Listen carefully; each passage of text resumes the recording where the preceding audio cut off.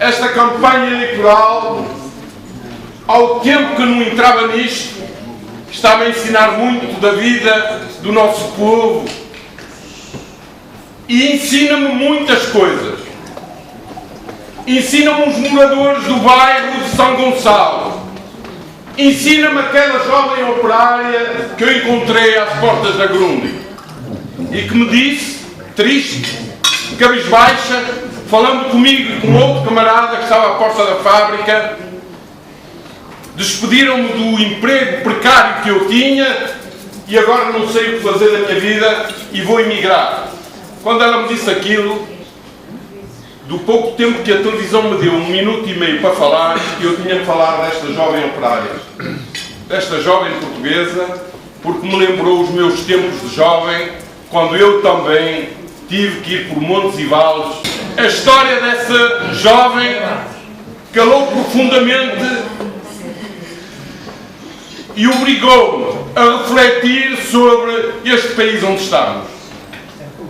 Como é possível que um país com uma natalidade que é aquilo que nós conhecemos se permite desperdiçar milhares e milhares de jovens oferecidos ao estrangeiro, a qualquer país, com a sua juventude, com a sua competência, aproveitando esses países esta mão de obra fácil, formada, na qual não gastaram um centavo, que vão para esses países para fazer meninos, filhos, os filhos que o nosso país precisa.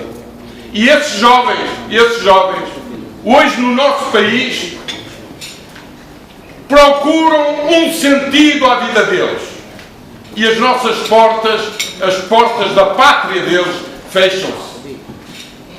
E nós, meus amigos, minhas amigas, sobretudo estas histórias, devem nos levar a refletir e a exigir e a lutar para que isto não aconteça mais.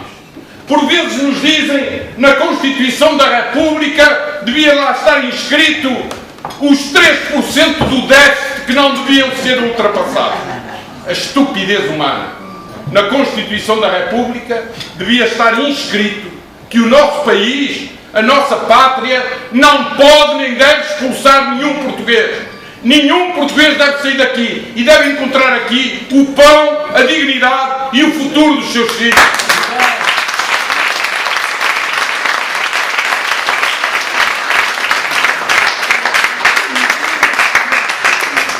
O poeta dizia: os imigrantes são aqueles que não couberam no berço.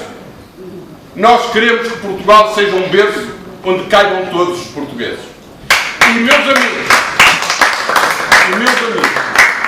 nesta campanha eleitoral, eu por vezes sinto-me, e devo a todos vós, cada um à sua maneira, terem-me apoiado, terem-me encorajado, porque por vezes o desalento também tem tendência a tomar posse de nós, ao ver a desigualdade com que são tratadas as diversas candidaturas que se apresentam nestas eleições.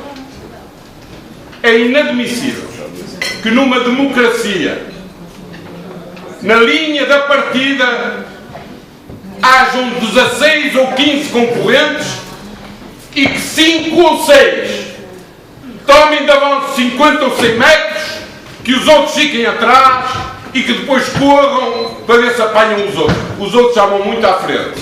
E vão chegar. E é para esses que eles preparam a vitória. E eu, quando quero pronunciar, só nestas ocasiões, diante de vocês, diante de uma simples rádio, de uma televisão que se abre e que me permite falar, e são poucas as ocasiões, é que nós podemos defender algumas ideias e fazer passar algumas mensagens. É muito difícil.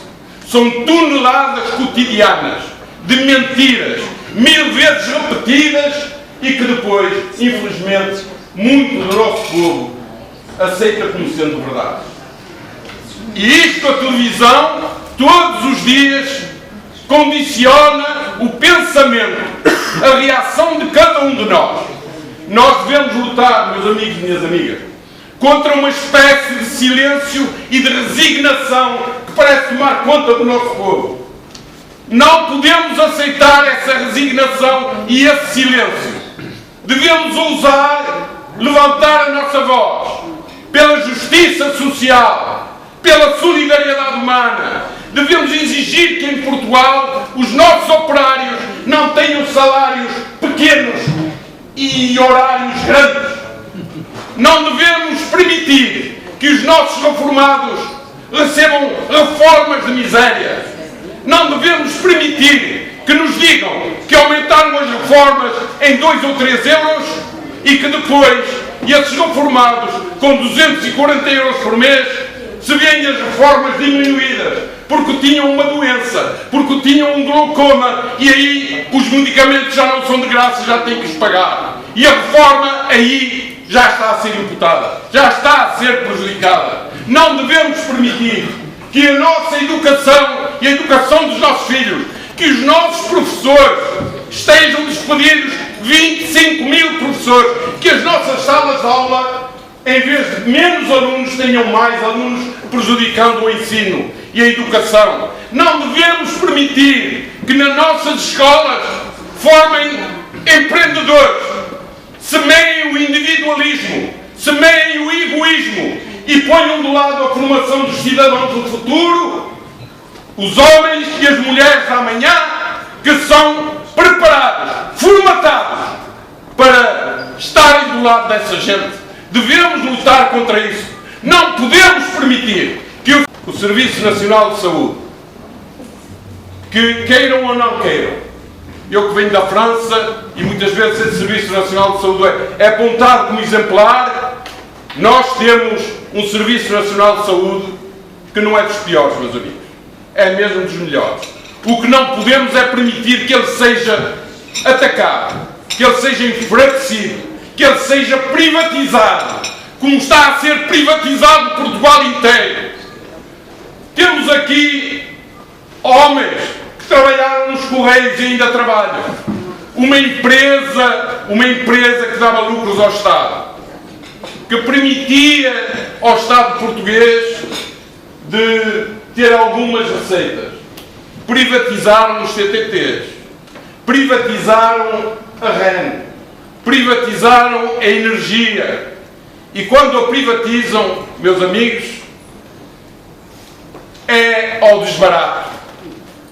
Eu costumo dizer que o Paulo Portas e companhia devem ter o cartão de militantes do PC chinês. Porque, e olhem que eu não estou a brincar, essa gente, quando lhes deitarmos a mão para lhes pedir contas, eles vão pedir asilo político à China.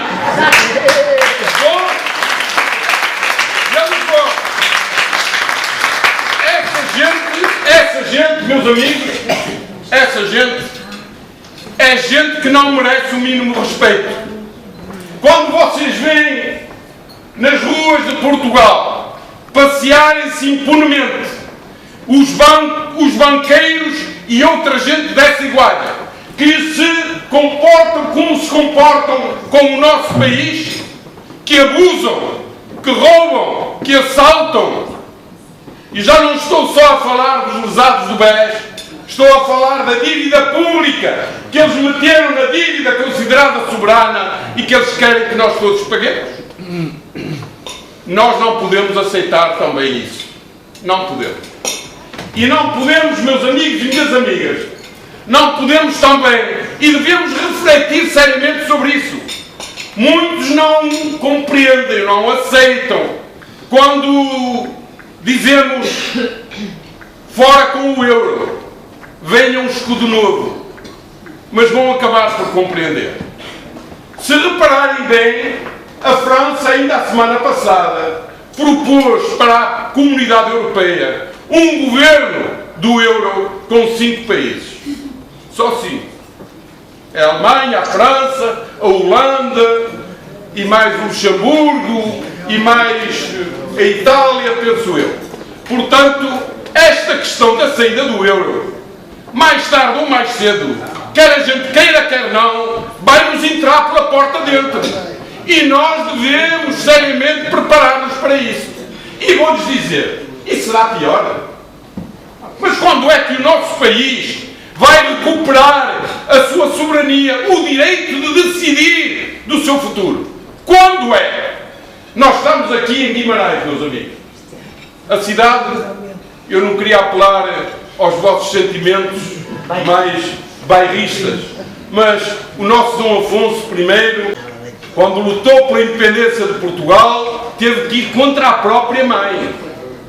E nesta cidade também esteve aqui, morreu aqui, sonhou aqui o professor Emílio Guerreiro. Também outro exemplo de um guerreiro, de um guerrilheiro, de um patriota, de um homem que com armas na mão, depois, por vezes dizendo isto, as pessoas arrepiam-se, com armas na mão, combateu em 1927 no Porto a ditadura de Salazar, combateu depois a ditadura de Franco na resistência em Espanha, e foi para a França combater o nazismo na resistência em Montauban, cidade que ele libertou antes mesmo que o Leclerc, o general Leclerc, libertasse Paris. E este homem é um homem exemplar, um cidadão na verdadeira acessão da palavra, um homem com letra grande. E nós devemos honrar estes homens. Homens que deram e que a história deve registar. É por isso que eu, por vezes, digo, mas qual é o país do mundo que se pode gabar de ter homens assim? Morrer com 105 anos. Nasceu em 1899, atravessou 3 séculos, combateu 3 ditaduras e, como ele gostava de dizer, e viu morrer 9 papas. Este homem é guimaranense, este homem é português, este homem merece estar mais no panteão que o Eusébio. Desculpem a minha franqueza.